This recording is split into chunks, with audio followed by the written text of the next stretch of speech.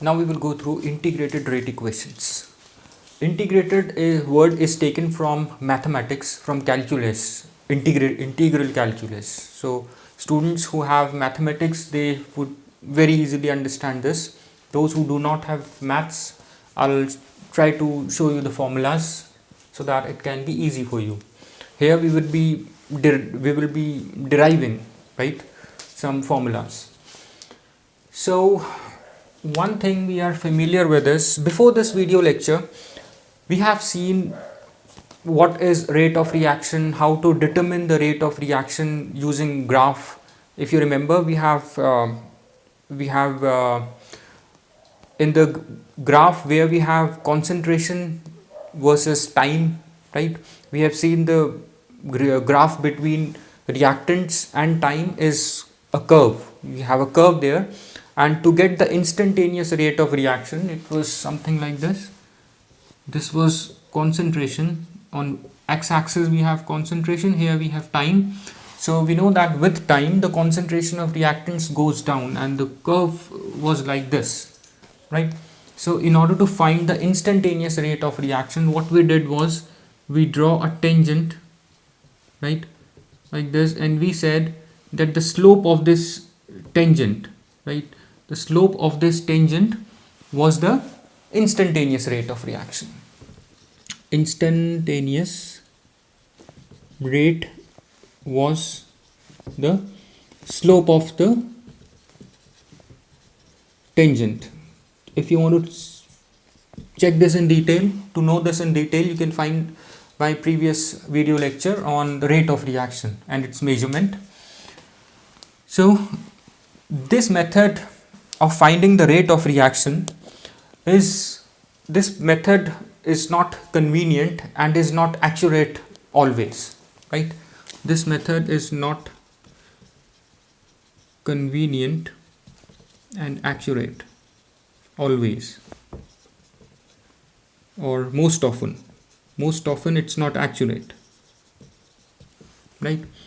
So rate of reaction, if you know, rate of reaction is directly proportional to concentration, right? This is alpha, this is beta, right? So rate of reaction, if you recall, we give it like this: dx upon dt or dA upon dt is proportional to A alpha B beta,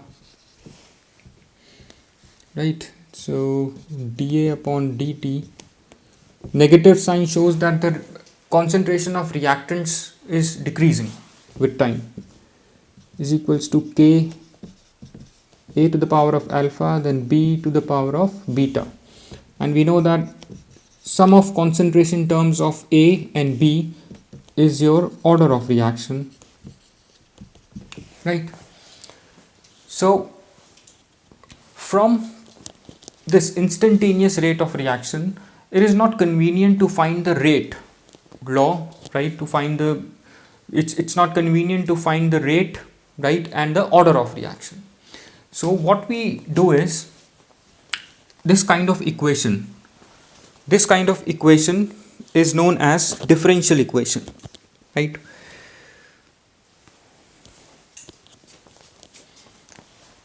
This kind of equation is your differential equation, where you have this is mathematics, right? This is your differential calculus. So dA upon dt, this is your differential, right? So dA upon dt is equals to this constant, then you have some variables, right? So this kind of equation is your differential equation, right?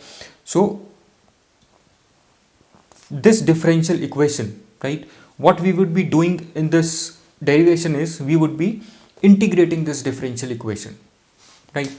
So basically, first what we need is, now we are clear with this, that instantaneous rate of reaction is mostly not always accurate, right, and is not a convenient method to find the order of reaction and to find the rate law, right, to find the rate of reaction.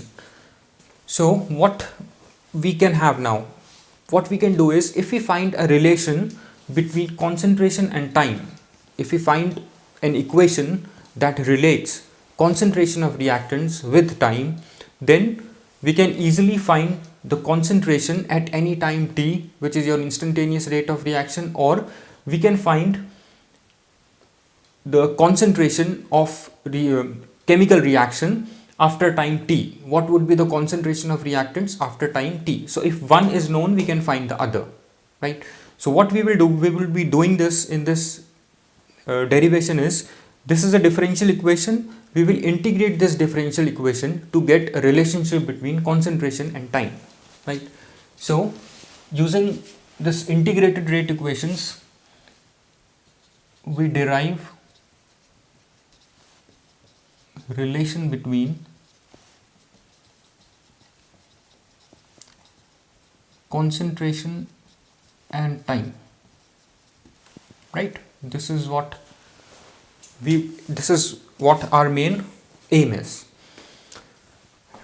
Integrated, why? Because we will be using integral calculus to integrate this differential equation. This type of equation is your differential equation, right? So I'll just write it over here. We'll use dr in place of a. R shows your reactants, so rate of change of reactants with time. A is your alpha, this is your beta, right? So this is your differential rate equation. We call it a differential rate equation, and we would be deriving the relation between concentration and time for zero order reaction and then for first order reaction, right? Now let's see it for zero order reaction first. Zero order reaction. Now we know that zero order reactions are those reactions that whose rate does not depend on the concentration of reactants. An example was, for these zero order reactions, example was reaction between hydrogen and chlorine to form HCl, in presence of diffused sunlight. No matter how much concentration of hydrogen and chlorine is there, the reaction will not take place to form hydrogen chloride gas without the presence of diffused sunlight, right? So that means the reaction depends on diffused sunlight. It does not depend on the concentration of hydrogen and chlorine. So these types of reaction where the rate of reaction does not depend on the concentration of reactants, these are your zero order reaction, right? So in zero order reaction, here we said that alpha and beta, sum of alpha and beta is your rate of reaction. So here sum of alpha beta would be 0. This is your order of reaction, right? We have already done this in previous lectures. Now if, let's take A forms products, right? A is giving you product, right? So we are deriving integrated rate equations for zero order reaction. If A gives you products, then minus D, let's write it here, then minus dA upon dt, that is rate of reaction. A is forming products, so since the concentration of A will go down because this is reactant, so I use minus sign here. dA upon dt is rate of change of A with time, would be equal to, or let's take it as it would be like here directly proportional, right? So I'll be directly using here K. It will depend on the concentration of A, right? So here, since I said it's a zero order reaction, so zero order reaction means alpha plus beta would be equal to 0, right? So I'll place in to the power, because the power of concentration will represent your order of reaction, right? Power of concentration, this represents your order of reaction. So concentration raised to the power of 0, right? This is your differential rate equation for zero order reaction, right? So this would be K. Anything to the power of 0 is your 1. So this. So I can write it as dA is equals to, I'll take this here, K dt minus K dt. So this is your differential equation. I've just rearranged this differential equation. Now, since we are deriving integrated rate equation for a zero order reaction, so we will integrate this equation. When we integrate this, there are some formulas. Minus dx, if you integrate dx, you get x, right, plus c, right? This is the formula. If you integrate dx, you get x plus c, and if you integrate x square dx, the formula is x. If x to the power, if you want to integrate x to the power of n dx, you get x n plus 1 upon n plus 1, right? This is your integration, right? So if you integrate both sides of this equation, let's integrate both sides. Integrate both sides. dA is equals to minus K dt, right? Constant will come out of integral sign. This will come out to be A is equals to minus K dt plus C, right? This here, if you integrate it, you always put or add a constant here, right? This is the expression for concentration at time t, right? Now we will find the value of C, constant, right? To get the value of t, if t is equals to 0, right? Initially the concentration at t is equals to 0 would be A0, right? This is your initial concentration. So if we put these values here, we will get the value of C.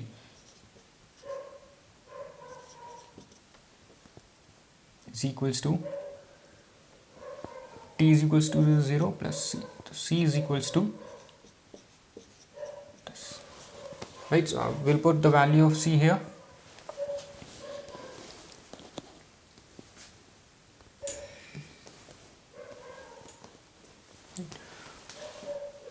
So this is also concentration. The A represents concentration, so let's put this concentration sign. So if I'll put A is equals to minus KT plus, like this, right? So from here we get KT is equals to,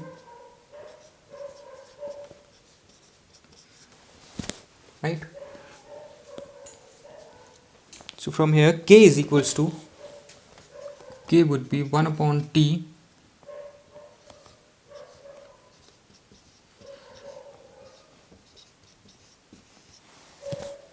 this is your expression for rate constant for zero order reactions, right? This is the expression for rate constant for zero order reaction. Expression for rate constant for zero order reaction, right? So if you know the value of, say if you know the value of A at any time and you know the value of K, you can find T. If you have been given the initial concentration A, right? Or if you have time, if you know rate constant, right? And if you want to find the concentration at any time t, if you have the value of t and this, you can find this, right? So this way you can use this equation, right? Now this is the expression, or this is the what we were aiming at, relation between concentration and time, right? So instead of using these graphs, we can easily find one, concentration or time, if we know the other, right? Now there is one more thing, something known as half-life of reaction. Half-life of reaction is time taken for reaction, time taken by the reaction to complete, or when the concentration of reactants go half, right? That's your half-life of reaction. So if you want to define it, the half-life of reaction is time taken for half of the reaction to complete. Time taken for half of the reaction to complete, right? When the half of the reaction is completed, at that point of time the concentration of reactants would be half, right? So here for half-life concentration of A would be equal to, originally concentration was this A0, so half would be this, right?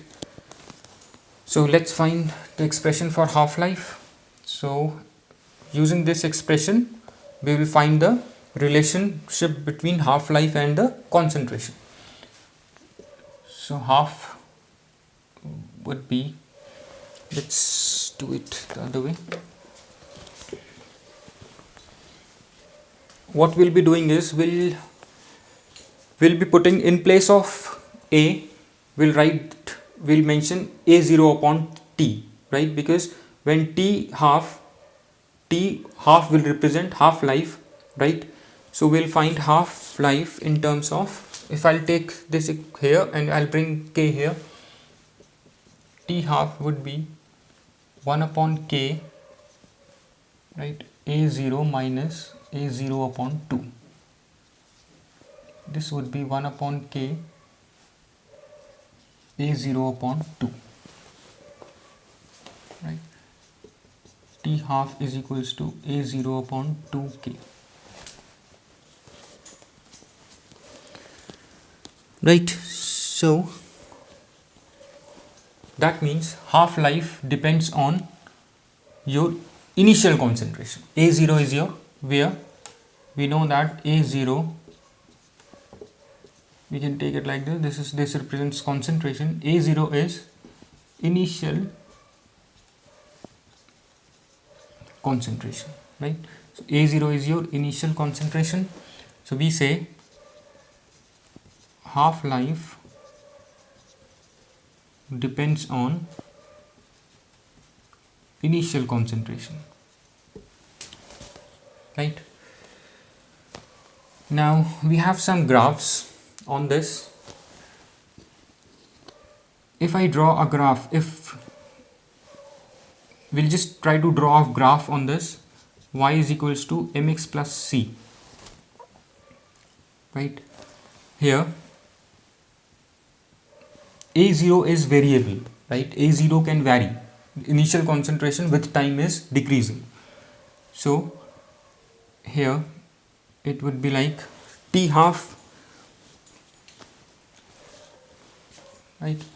It would be like somewhat like T half 1 upon 2K. In place of x you have A0, right? Plus C is nothing but 0, right? So if you draw a graph, right, this is the equation of a straight line, right? So graph would be a straight line. If you compare this with this, right, this equation is of this form and this is the equation of a straight line. So the graph would be a straight line, right, with slope. M is slope, so slope is 1 upon 2K, right? 1 upon 2K. Now let's see what kind of straight line it would be, since half-life is directly proportional to A0, right? So if I increase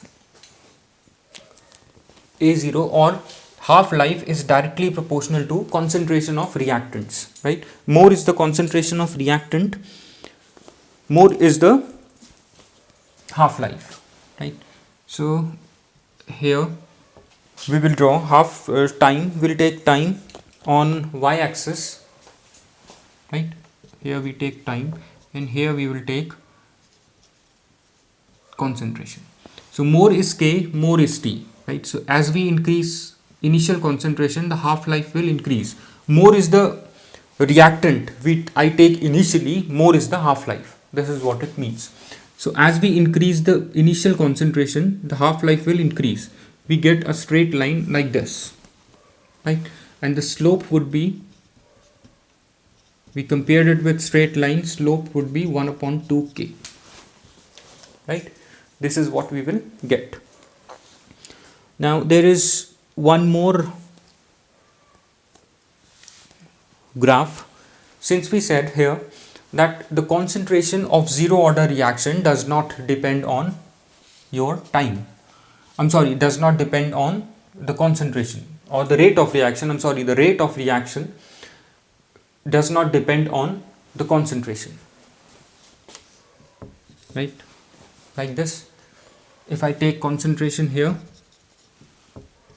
rate of reaction here, it says the concentration does not depend on, the rate of reaction does not depend on concentration. So it would be straight line like this. This is how the graph will look like, right? So this graph is based on this equation, and this we know is your graph for zero order reactions, where the rate of reaction does not depend on the concentration, right? Now we have we need to find one more thing.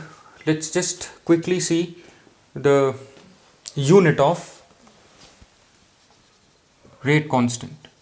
Unit of rate constant for zero order reaction. Unit of rate constant would be, this is your concentration, and concentration is measured in moles, right? Concentration is measured in moles, molar concentration, right? Moles per liter, right? Concentration is measured in here. This is concentration upon time, right? Concentration upon time. This is your concentration, is your molar concentration. Molar concentration upon time. So molar concentration is moles per liter upon time. So unit would be equal to moles per liter time inverse. It would be moles liter second minus 1 or r minus 1, whatever. This is your unit, right? This is, we are done with zero order reaction, right? Now we have we'll come to now first order reaction, right? So first order reaction would be, I just rub this up.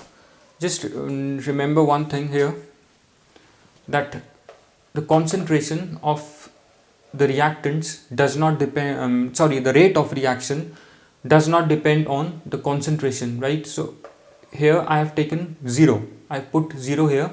If you look at this equation, alpha plus beta, that represents the concentration on which the rate of reaction depends. So I'll take 0. So this is the differential equation. This is the differential equation. You just integrate this differential equation, then you get this relation. This is the relationship between concentration and time, right? And the rate constant. So using this, you can find the concentration if time is given, or you can find the time if concentration is given. How much time would be required to reach the concentration to this point, right? Then we have taken half-life. For zero order reactions, half-life is directly proportional to initial concentration. So this was the graph. We have compared this with equation of straight line, right? So equation of straight line is On comparing with the equation of straight line, we found it's a straight line whose slope is 1 upon 2k. It would be like this straight line. Unit is taken again from this formula. This is concentration, which is measured in moles per liter. This is your time. So this, you got the concentration, and this graph is that shows the zero order reaction, which means that the rate of reaction does not depend on the initial concentration, or it does not depend on concentration. So it's a straight line, right? So after this, we'll just quickly do your first order reaction. First order reaction is, in case of first order reactions, the rate of reaction depends on the concentration of one of the reactants, right? So let's just quickly derive that relation also. And we would be again doing the same thing. We will just look at the differential equation first. We'll look at the differential equation for first order reaction. Then we'll go ahead and integrate that differential equation, right? So it's like first order reaction, right? First order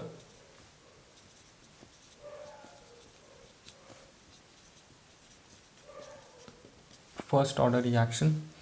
In first order reaction, if this is your reaction, or if this is your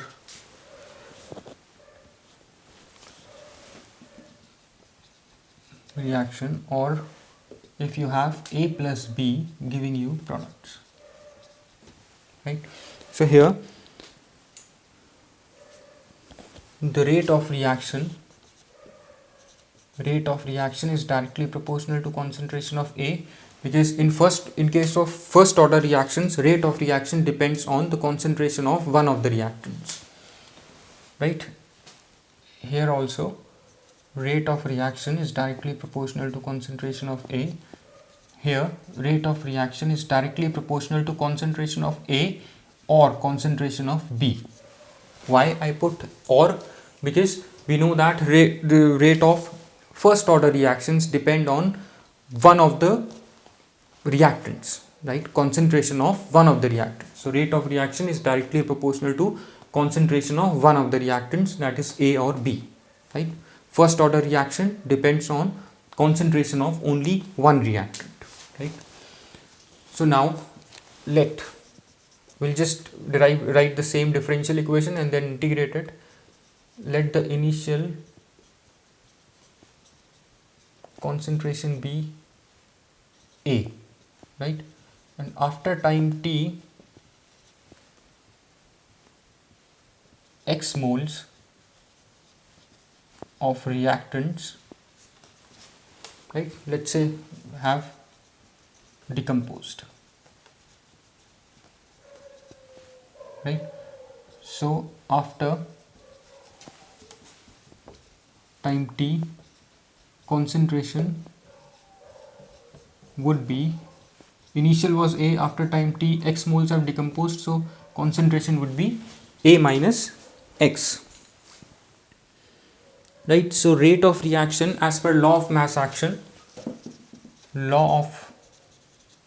action states that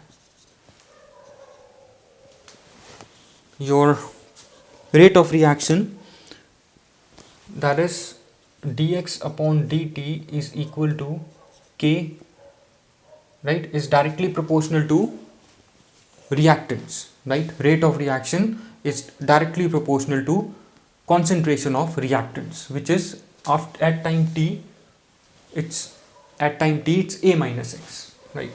So it's directly proportional to A minus x. If I rearrange this is a differential equation for zero order reaction, right? Now we will integrate this equation to get a relationship between concentration and time. So dx upon A minus x is equals to dt, k dt, right? Now we will integrate this equation. On integration, if I integrate both sides, we get, okay, there is a formula now, integration of 1 upon x dx is equals to